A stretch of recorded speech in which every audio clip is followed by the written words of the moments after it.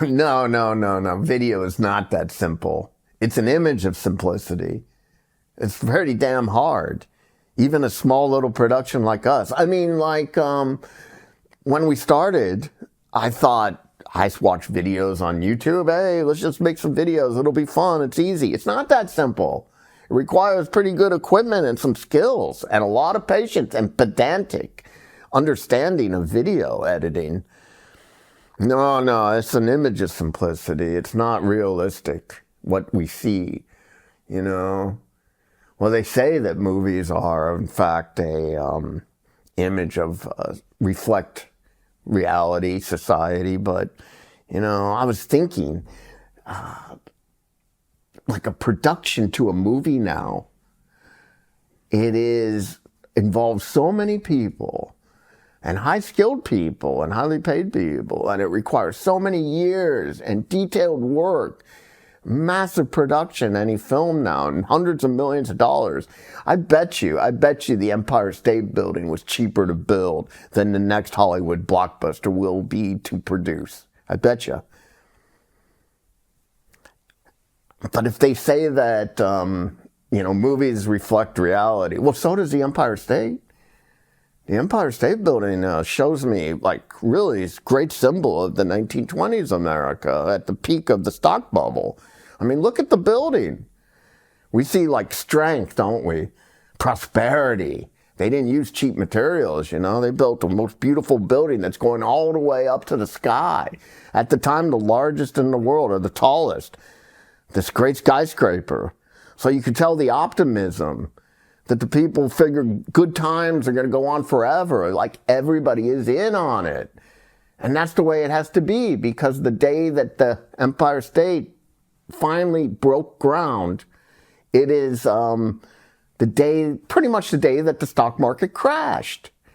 You know, so I think that we see that it has to be that way in stock bubbles. We have to see that everybody's the most optimistic and they want to build the tallest, most grand building in the world, most magnificent thing. The day the market crashes, everybody is in. And that's what we see reflected in the Empire State Building still today. And then let's flash forward a few months, because it took like 18 months to build. They finally constructed it, but 18 months, that's it. Take a movie, it's fucking 4 years. Now fast forward a few months. After the market fell in October 1929 and the building just started, construction just started, it was, the market had only fallen like 25-30%. A lot of people have a misconception today because we're taught that the Great Depression began with the stock market crash. But that's not possible. That's not what happened. Stock market in 1929 fell about 30% only. The unemployment had not skyrocketed, not at all. And that's because we said stock market bubbles, when they crash, they create recessions because people lose their speculative money. But depressions are created when the government crashes, when the currency defaults, when the bonds default of the government. That causes a depression. And so you fast forward a few months, the building is rising, the skyscraper is taking off, and the exuberance in America is kind of coming back. The unemployment rate had fallen like 5%. The market had rebounded quite a bit. 18 months later, 1931, building is finished, grand opening, nobody rents it. Like no one. Why? Because the Great Depression begins in 1931, like late November 1931, when European governments defaulted on their debts. And that then turmoil, when Germany, France, England all defaulted and went off their gold and silver standards, American small local banks, state banks, had been wrapped up and invested in European debt. And so American banks needed capital because their deposits, their reserves, had been mixed in with debt that defaulted, and they had speculated, in essence, thinking it's safe, that it's government debt, it's 100% safe, German debt, everybody believes it's what can go wrong. Well, government defaulted. And so the small banks in America were crashing, and they needed capital. And you got to understand, this is late 1931. 1932 is an election year. So instead of rescuing the small banks across America, the Federal Reserve did the opposite and pulled the cord tighter, took credit out. So that's when the crash began. That's when the Great Depression begins in America. That's when the stock market falls 90%.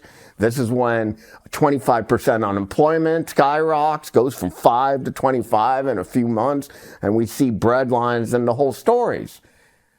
Well, that's when the damn building opened up and was finally finished. And then, of course, Roosevelt won the election, because the Great Depression was so horrible, you could blame it on the predecessor. So for me, the Empire State Building is so symbolic of that era. And not just financially, not just economically, I also feel culturally.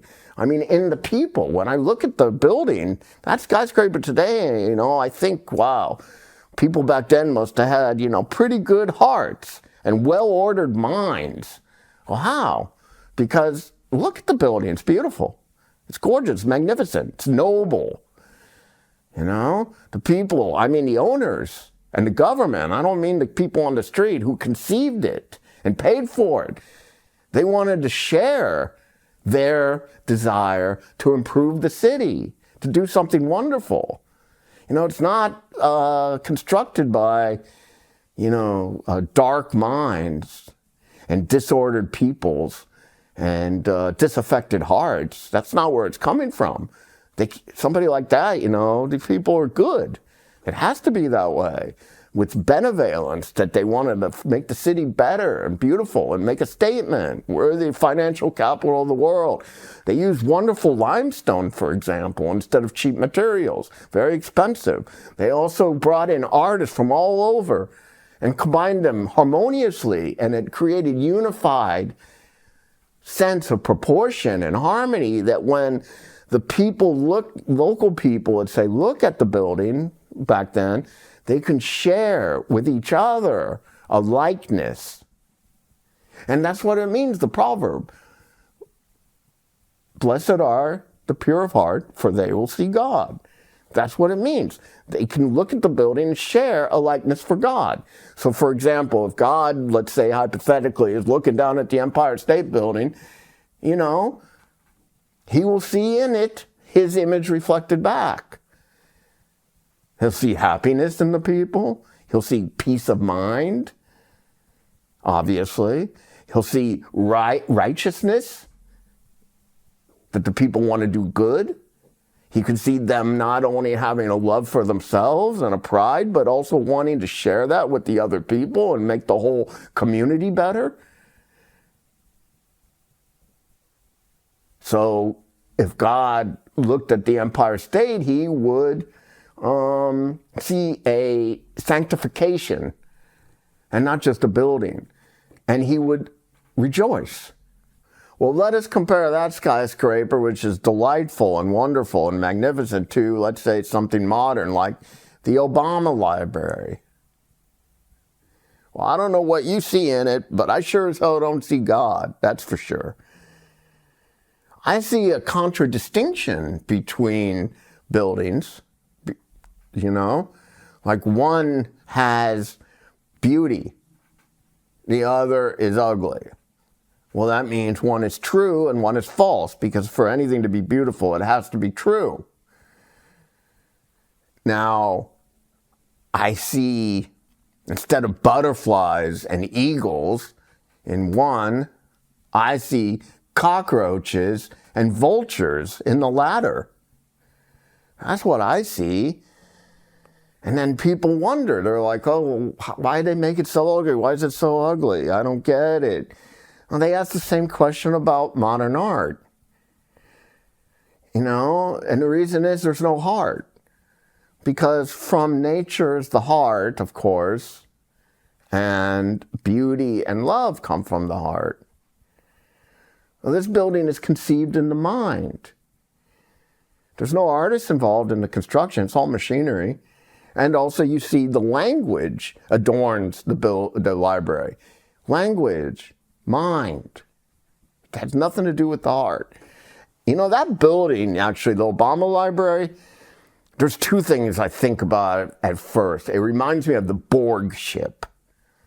You know, those Borg creatures from Star Trek, where they fly this giant square black spaceship that can destroy anything. Really ugly. Well, all those little Borg guys that propel the spaceship, they're connected by their minds, like by a cable. So it's supposed to be like a bunch of people all connected by their minds, unified. Well, they're not connected by their hearts, you know?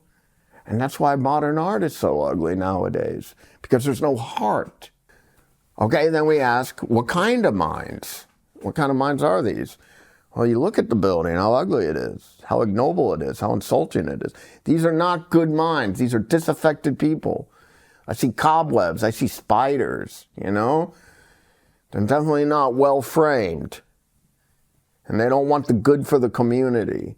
And then, whose minds are we talking about? We're talking about the Democratic Party leadership, obviously. It's the Obama Library. You know, Trump building is a different discussion, you know? I don't think that's pretty either, and it reflects his image in any case. But that's a different discussion, you know? You see in the building greed, predacity for greed and money. I mean, more than anything, because it's 4 times over budget, this library. You know, $1 billion.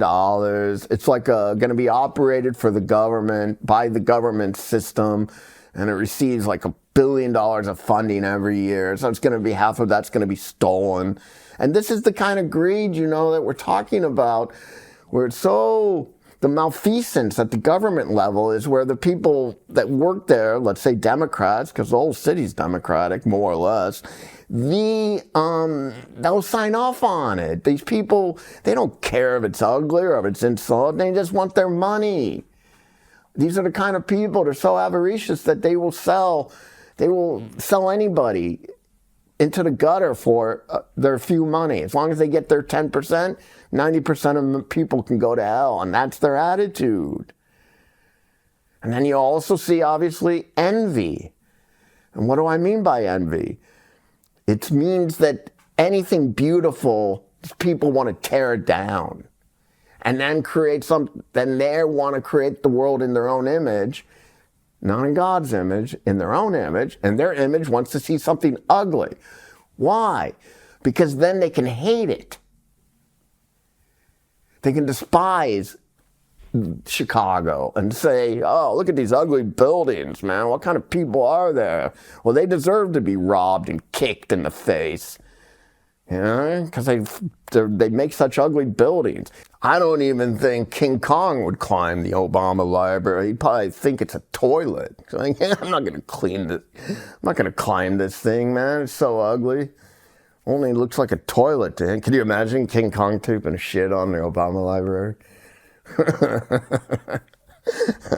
That would be pretty appropriate. It's the same problem with modern art. Greed and envy. And it's also the same problem in New York with this new mayor that was elected. He wins on envy more than any other emotion. But that's a different discussion. Now, I don't mean Democrats, of course, people, my friends and family, of course. They're good people, of course, really good. And they have good hearts, and they want the best for the country and their families, and they want peace in their community. But you got to ask them, not what they think. You know, let's ask them, how do they feel about this, you know? Because when I look at the Obama Library, I feel hostility, not communion. I feel insulted, not delight. I don't feel closer to the Democrats in any way. I feel much more repulsed. And, you know, the Democratic Party, like I said, it's an image of their hearts and their minds. Well, they say, the Democrats claim to be about unity, about harmony, about getting the rich, about kindness, compassion, community. Do you see any of these? Do you feel any of those emotions? When we look at the building, ask yourself, do I take a minute, just stop for a few seconds and ask, how do I feel? Not what I think about it. But I don't think the owners care. I mean, their attitude is screw these people, steal all the money, put something up ugly so we can hate it 10 years later. Just give them a basketball court and they'll be happy. It's got a giant basketball court in it. Really beautiful. So that's their attitude. Just give them a basketball. They'll be fine. It's so insulting and degrading. So in conclusion, when we look at these two buildings, we can see quite inverses. We see one is beautiful, one is not. One, the owners care about the community and want the world to be better. The owners have their own views that they can despise what they build later and hate on it. One owners and spend a fortune on fine materials and bringing in artists. The others make it cheap out of concrete and go 4 times over budget. And that's all clear. And so one, I would say, the Empire State is a sanctification, like a temple to, let's say, God and an image of God. Well, there's a divine image in the Obama library, but it's not him. It's probably Baal Hanan. Basketball, football, that's where his name comes from. It's like the old saying, give him bread and circuses, you can rob the country blind. And that's how I feel about it.